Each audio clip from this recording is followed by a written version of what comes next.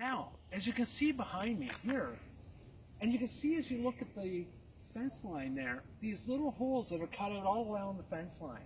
Well, that was where the muskets would go in to defend the fences. If you were a person who was a soldier coming here for your post during the War of 1812, this is the exact route that you would follow to come into the fort here.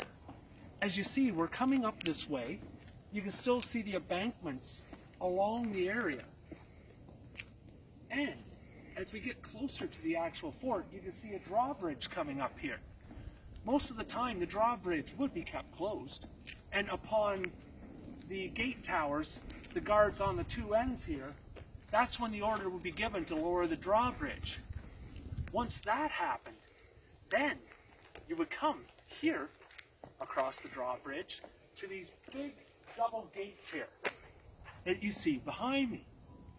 Now, with the double gates behind me, that is when you'd have to clear the actual path to get into the fort.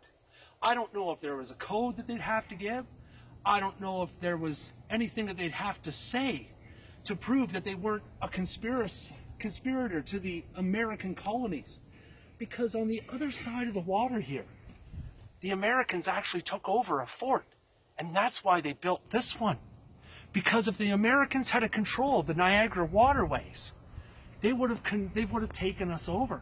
They would have controlled everything, food, ammunition, everything. So if you came in to the fort here, this is where you would come in.